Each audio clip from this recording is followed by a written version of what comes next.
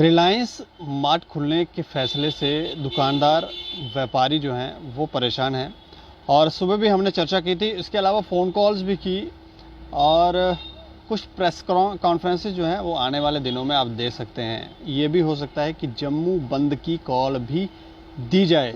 लेकिन ये जो फैसला लिया गया है ये किस लिए लिया गया है?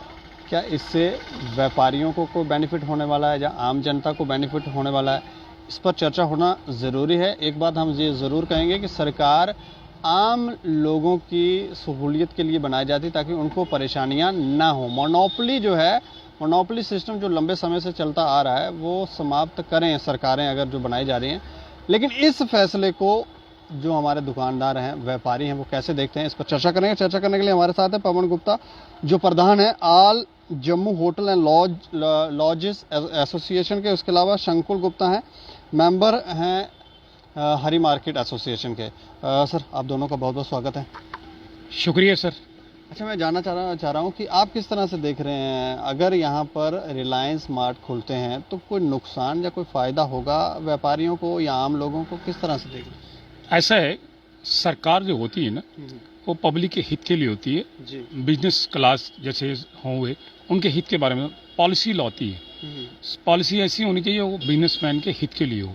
जी। आपने पिछले दिनों अब चले जाए, अगर आप देखें जैसे पूरे all over India particularly Punjab में किसानों के हित के लिए जैसे 2 साल पहले इन्होंने 1.5 साल पहले कानून लाया, आज किसान सड़कों पे है, बिल्कुल कोई नेगोशिएशन नहीं हो पाई। और पिछले अगर 1.5 साल के दौरान देखा जाए, ये जो कोविड पेंडेमिक के कारण यहाँ पे ऑल ओवर इंडिया बिजनेस बहुत नीचे स्तर पे चला गया। बिजनेस क्लास के जैसे हमारे जहाँ स्टॉप्स है उसकी सैलरी निकालने के लिए, खर्चे निकालने के लिए हमारे पास बिजनेस ना के बराबर है। और हम लोग एक्सपेक्टेशन करते हैं सरकार की तरफ से कुछ राहत ऐसी होगी। यहाँ तक राहत तो नहीं हो पाई। और अभी ये जो आप रिलायंस मार्ट खोलने जा रहे हैं, इससे हमारे प्रतिक्रिया ये है कि इससे बिजनेस क्लास को और नुकसान होगा। इससे पहले अगर पीछे चले जाएं, सरकार ने वॉलमार्ट को बढ़ावा दिया था। वॉलमार्ट को बढ़ावा देने के कारण जो लोग पहले ही ऑलरेडी इस ट्रेड में थे उनका बिजनेस वहां पे बहुत निचले स्तर पे चला गया। और उसके साथ साथ ऑनलाइन बिजनेस भी हो चुका। और ऑनलाइन बिजनेस के सारे रिटेलर जो थे उनका बिजनेस बहुत कम पे चला गया। तो इसके कारण क्या हुआ कि बिजनेस जब नहीं होता है तो नेचुरली जो मंदी के मार पे जो स्टाफ होता है उसके निकासी की तरफ चला जाता है। स्टाफ जब रखा होता है 10 तो 10 के 5 आ जाते हैं, 5 के बाद 3 की तरफ चले जाते हैं। तो ऐसे अगर सब सरकार ये करने जा रही है, हमारे पास जैसे ये फीडबैक है, इसमें सरकार ने कोई तकरीबन 35 आउटलेट खोलने की परमिशन दे दी है रिलायंस वालों को। या 35 तक सुना है कि 100 के करीब खोलने वाले हैं या 55 के करीब खोलने जा रहे हैं। 100 के करीब। जब ये 35 आउटलेट खोलेंगे, जैसे यहाँ पे एक हरी मार्केट में था, बाजार इंडिया खुला था। जब ये बाजार इंडिया खुला तो इसलिए वहां पे सेल आउटलेट आपने सारे खोलने शुरू कर दिए, तो रिटेलर वाले लोगों को बहुत नुकसान होने लगा। कस्टमर क्लाइंटेज कहाँ से आएगी? क्लाइंटेज तो यहीं से होगी, पाक ऑक्युपाइड कश्मीर से तो आनी नहीं है, या पाकिस्तान से तो आनी, क्लाइंटेज तो यहीं से होगी। तो जैसे ही रिटेल मार्ट ये खुलेंगे तो सीधा सीधा असर इसके नियर बाई सराउंडिंग जो दुकानदार होगी उन पे जाएगा। और दूसरा, ये नई अजीबोगरीब चीजें सुनने जा रही हैं हम कि ये 24/7 खुलने जा रहा है, यानी कि पूरे 24 घंटे खुला जाएगा। दुकानदारों का टाइमिंग जैसे अभी 7 बजे तक या कोई 9 बजे तक टाइमिंग होगा, ये 24 घंटे खुलने जा रहा है। तो सीधा सीधा इस बिजनेस के ऊपर असर पड़ेगा। आपने देखा वॉलमार्ट जब खुलने के बाद जितना पैसा भी सारा फॉरेन कंट्री में चला गया। ठीक है, रिलायंस वालों की अपनी पॉलिसी है, उन्होंने सरकार के साथ अपनी गठजोड़ किया हुआ है, उनकी परमिशन भी मिल गई। और जहाँ की आपने देखा 2 साल पहले जब 5 अगस्त को अभी यूटी बनी थी, तो तब जम्मू वाले ने बहुत स्वागत किया था कि यूटी बनने के बाद बहुत हमें फायदा होगा। उन्हीं फायदों में से ये एक फायदा है। और अगर इससे पीछे चले जाए, यूटी बनने के बाद बहुत से यूनियन टेरिटरी बनने के बाद सेंट्रल गवर्नमेंट के रूल्स आए, बहुत सी अमेंडमेंट हुई, और साथ साथ में जो नुकसान हुआ उसके साथ भी गिनाना चाहता हूं मैं आपको। जैसे यहाँ पे माइनिंग था, बिजनेस ना के बराबर हो गया उनका, माइनिंग वालों का। और हमें जो एक चीज 1000 रुपये मिलती थी आज वो 3000 रुपये मिलती है, और इलीगल भी मिल रही है। अगर वे चले जाएं उसके बाद हमारे बाहर के जो लोग जो वाइन वाले लोग थे, उनके जो पिछले 50 साल से काम कर रहे थे, यूटी बनने के बाद नई पॉलिसी बनाने के बाद उन लोगों को बाहर निकाल दिया, रिबिल्डेंट नहीं किया और नए लोगों को मौका दे दिया। सरकारें जो होती हैं वो इसका मतलब ये होता है कि पुराने लोग भी खाएं और नए लोग भी रोजगार पैदा करने के लिए होता है। ये नहीं होता कि नए रोजगार पैदा कर दें आप, पुराने वालों को ज़मीन से उखाड़ दें। इसके बाद आगे बार वाले की बार भी बिल्कुल बंद हो गई। तो मेरा ये कहने का मतलब है, जब ये यूटी बनने के बाद ये जो फैसले इंप्लीमेंट हो रहे हैं, ये लोग बिजनेस क्लास इससे खुश नहीं है। सीधी ऐसा तो नहीं है जैसे रिलायंस मार्ट खुलते हैं तो उससे आम जनमानस को इसका फायदा होगा? एक बात मैं मानता हूँ, जब नए आउटलेट खुलते हैं लुभाने के लिए, वो निचले स्तर पे बड़े बड़े शोरूम हैं, बड़े बड़े बिजनेस टाइकून्स हैं, वो लास्ट पे भी चीज़ें देना शुरू कर देते हैं just to lure the customer, just to attract the customer. वो करेंगे, जब वो करेंगे चीज़ें सस्ती देंगे, बुधवार को इतनी परचेजिंग कीजिए, आप चीनी फ्री, फलाना फ्री चीज़ मिलेगी, तो नेचुरली क्लाइंटेल वहाँ पे जाएगी। आम पब्लिक को शुरू में बेनिफिट होता है, लेकिन जैसे समय चलता जाता है वो चीज़ें सारी विजिबिलिटी बंद कर दी जाएगी। और जब वो कंपैरिजन करेंगे आम लोगों के साथ, दुकानदार के साथ, तो वो चीज़ें महंगी वहाँ मिलती, क्योंकि सीधी सीधी बात है, या वहाँ पे चीज़ मिलेगी, वो चीज़ें जो मिलेगी प्रोडक्शन उनकी अपनी तो होगी नहीं, वो भी प्रोडक्शन कहीं से लेंगे, या वहाँ से लेंगे, वहाँ पे 24/7 एम्प्लॉइज गए करेंगे, वहाँ खर्चे किससे बढ़ेंगे? वहीं से निकलेंगे ना। तो जब आप एक आम दुकानदार है, इसका समझ एम्प्लॉइज नहीं है, तो वो तो खर्चा उसे कुछ नहीं है, वो सस्ते में चीज़ देना चाहेगा। यहाँ अगर एम्प्लॉइज होगा, लिमिटेड नंबर हो गए, तो खर्चा कम पड़ेगा। तो इसलिए ये बात मैं मानता हूँ, कुछ चीज़ तक राहत मिल सकती है कुछ पीरियड तक, उसके बाद फिर वही महंगी चीज़ आएगी। वो जो दुकानदार होंगे वो उनकी मोनोपोली बढ़ सकती है। बिल्कुल सर, ऐसा है, जब मैंने कहा ना, सरकार के साथ जब हैंकी पैंकी होता है ना ड्राइंग रूम में, तो सब कुछ हो जाता है। अब सीधी सीधा रिलायंस को खुश करने के लिए ये चीज़ें दे दी, जबकि सरकार को चाहिए था इस पॉलिसी लाने के वक्त जो स्टेक होल्डर हैं, जितनी जितनी अच्छी अच्छी ऑर्गेनाइजेशन है, जैसे चैम्बर ऑफ कॉमर्स हुआ, एसोसिएटेड चैम्बर ऑफ हुआ, वो कंसर्न जितने भी लोग हैं, उनकी एक बैठक होती, मीटिंग होती, इनमें बताया जाता कि ये चीज़ हम करने जा रहे हैं, इससे क्या प्रासन, कौन से फायदे होंगे, कौन से नुकसान होंगे। सरकार ने, ये होता है ना जैसे डिक्टेटरशिप, इंप्लीमेंट करने जा रहे हैं, ना कि लोगों की राय पूछने जा रहे हैं। जब इंप्लीमेंट करोगे, थोपोगे, तो लोगों की नाराजगी होगी।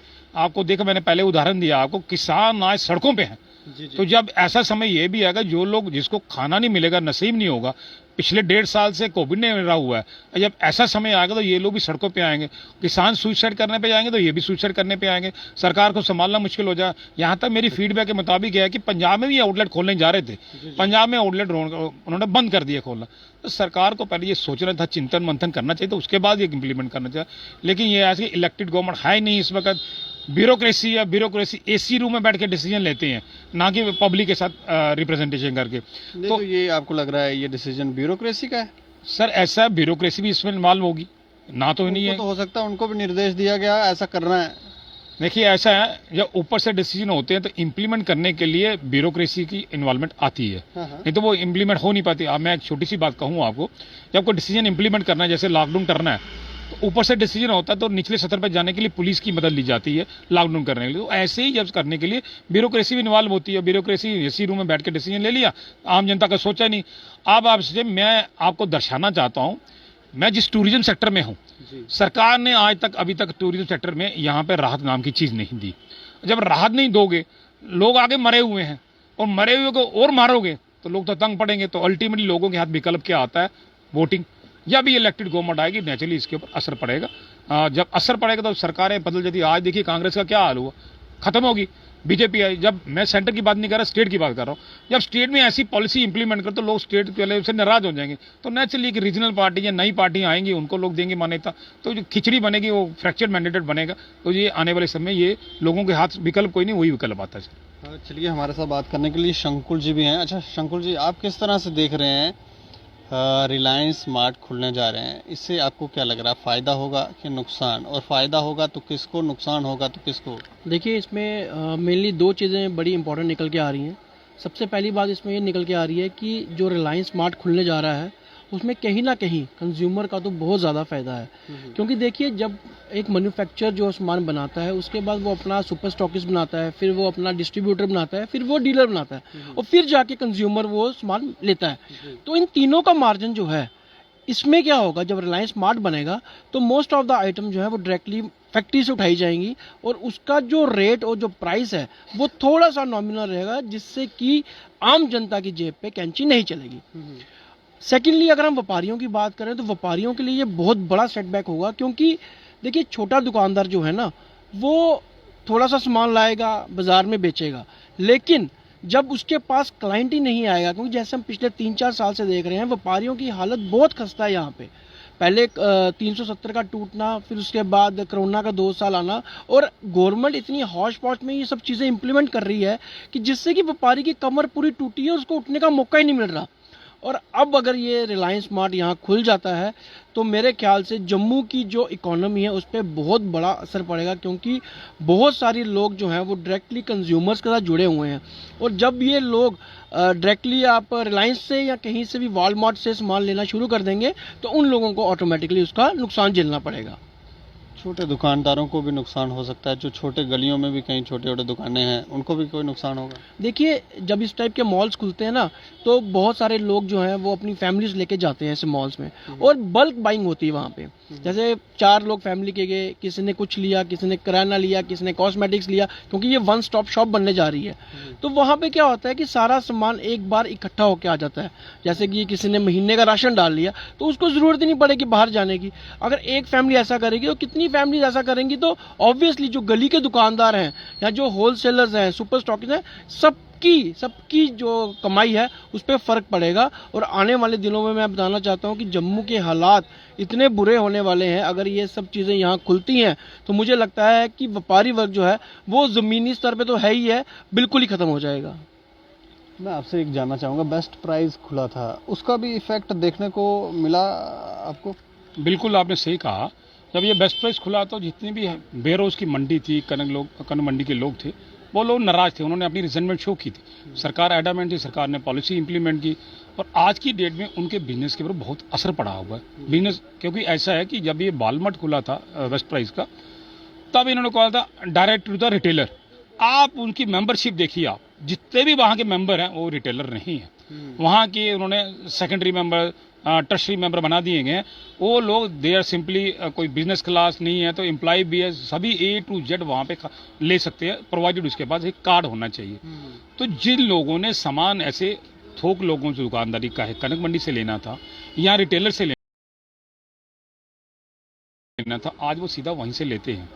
लेकिन एक चीज़ है वहाँ पे, शुरू में मैंने कहा ना, पहले वो ल्यूर करने के लिए, अट्रैक्ट करने के लिए बहुत सी ऐसी चीज़ें देती हैं, ब्रांडेड चीज़ें ऐसी सस्ते रेट पे देती हैं। आज उन्होंने ब्रांडेड चीज़ें वहाँ पे ना के बराबर करती हुई हैं, उन्होंने अपनी प्रोडक्शन वहाँ पे शुरू कर दी है। जब अपनी प्रोडक्शन आ गई तो जैसे मार्केट में होगी उसी बराबर मार्जिन ले आते हैं, तो अपना बिजनेस चलाने के लिए लोगों को बेफूल भी किया जाता है। और एक छोटी सी बात है, हमारी लोग यहाँ पे रोजगार नहीं मिले, बेरोजगार करके और नए लोगों को रोजगार देंगे आप, वो चलेगा नहीं। नंबर 2, वहाँ पे अगर वॉलमार्ट में पैसा जाता तो बाहर फॉरेन कंट्री में चला जाता है, हमारे यहाँ पे इस्तेमाल नहीं होगा। वो कहते हैं, प्रधानमंत्री जी कहते हैं ना, अपना देश, अपने लोग, अपनी करेंसी, वो वहाँ पे फिट नहीं होती है। तो मार्ट खुलने से यहाँ फ़ायदा नहीं होगा, क्योंकि ये लोग अगर सब्जियाँ वगैरह भी खरीदें या कुछ भी खरीदेंगे तो वो यहीं से खरीदेंगे और एम्प्लॉयमेंट देंगे, एम्प्लॉयज़ रखेंगे तो बाहर से थोड़ी लाएंगे, वो तो यहीं से लेंगे, वो फ़ायदा नहीं हो सकता? बिल्कुल स्वाभाविक, आपने सवाल बहुत अच्छा पूछा है कि अभी ये लोग, इनकी प्रोडक्शन अपनी तो होनी नहीं है, प्रोडक्शन उन्होंने नेचुरली किसानों से लेनी है। अब किसान मंडी में नहीं देगा, इनका देगा। ये लोग बड़े लोग, बिजनेस बिग टाइकून्स है, जैसे किसानों के केस में मैंने कहा ना। अब क्या कि शुरू में सब्जी वो घाटे पे बेच देंगे और लोगों को अट्रैक्ट करेंगे, और जब एक समय आता, आप वहाँ का वेस्ट प्राइस का कंपेरिजन कीजिए, मार्केट में जो आप जितनी भी वो वेंडर्स हैं ना, वहाँ पे चीज़ सस्ती मिलती है, वहाँ पे महंगी मिलती है, क्योंकि आप उनकी मोनोपोली होगी, आप उनके पास कस्टमर होगी, क्लाइंटेज होगी। तो वैसा ही ये तरीका होगा उनके पास, अपना एक बिग टाइकून्स होते हैं, वो ऐसा ही बिजनेस करते हैं, पहले नुकसान में करके पहले लोगों को अट्रैक्ट करेंगे और उसके बाद फिर अपनी मोनोपोली आ जाएगी, रेट अपना महंगा आ जाएगा। आप सीधा आप जितने भी आप फ्रूट्स आप देखिए, मार्केट में सस्ता है और वेस्ट प्राइस में महंगा है। जितनी वेजिटेबल्स है मार्केट में सस्ती है, वहाँ पे महंगी है, क्योंकि अब एस्टेब्लिश है, चल चुका है। ऐसे ही जियो वाले करेंगे, शुरू में सस्ता देंगे, बाजार से सस्ता देंगे, और बाद में वो लाएंगे ऐसी पॉलिसी कि वो महंगा करेंगे, और बिजनेस क्लास जो दूसरी होगी उनको इफेक्ट नेचुरली करेगा। कोई अपील करना चाहेंगे आप गवर्नमेंट से? देखिए, मैंने पहले ही आपको कहा, सरकार को इम्प्लीमेंट करने से पहले कुछ सोचना चाहिए कि ये जो हम पॉलिसी ला रहे हैं, क्या हमारे लोगों के, जो जिन लोगों को अफेक्टेड होने जा रही है, उनके हित के लिए है कि नहीं। यहाँ तक रहा सवाल, ये जियो मार्ट बनने जाएगा, जितने भी रिटेलर होंगे, जितने भी wholesaler, they will be affected definitely. तो सरकार नए रोजगार पैदा करने से पहले ये लोग जो बेरोजगार हो जाएंगे, इनके रिहेबिलिटेशन पॉलिसी के बारे में सरकार को सोचना है। तो आप मार्ट जितने मर्जी खोले, रिहेबिलिटेशन पॉलिसी पहले होनी चाहिए, मार्ट बाद में होनी चाहिए। अगर रिहैबिलिटेशन पॉलिसी नहीं इन्होंने बनाई है तो अभी आप खुलने देंगे कि इसका विरोध करेंगे? सर ऐसा है, मैंने आपको कहा ना, आने वाले दिनों में इसका रिजल्ट आपको पता चल जाएगा। आज वेयर हाउस ट्रेडर वालों ने बिल्कुल रिजेंटमेंट की है। उन्होंने कहा कि हम लोग सड़कों पे आने वाले हैं। यहाँ तक मेरी फीडबैक, तो मैं भी एक चैम्बर का सीनियर मोस्ट हूँ। कल प्रेस कॉन्फ्रेंस होने जा रही है और जम्मू बंद की कॉल आने जा रही है। तो नेचुरली स्वाभाविक है, जब ये चीज़ें होंगी लोग सड़कों पे आएंगे, रिजेंटमेंट होगी। सरकार को चेतावनी देने के लिए, नेचुरली सरकार वो गूंगे बहरे कानों को आवाज़ पहुँचाने के लिए अब जो व्यापारी वर्ग है वो सड़कों पे आएगा, आवाज़ वहाँ उनकी पहुँचाई जाएगी। तब ये लोग सोचेंगे कि आवाज़ आई है, अब इनके बारे में सोचेंगे। ये चीज़ पहले होनी चाहिए, बाद में नहीं होनी चाहिए। मैं आपसे भी जानना चाहूँगा, खुलने देंगे मार्ट कि नहीं खुलने देंगे? देखिए वैसे तो मार्ट नहीं खुलने चाहिए, क्योंकि देखिए भैया ने भी बात की रिहैबिलिटेशन की। हमारे साथ क्या हुआ 2014 में, ट्रेन को कटरा भेज दिया गया। यहाँ पे जम्मू में इतने व्यापारी हैं जो कि टूरिज्म ट्रेड पे ही डिपेंड करते हैं जी। अगर आपने ट्रेन कटरा भेजनी थी, बिल्कुल भेजिए, डेवलपमेंट होनी चाहिए।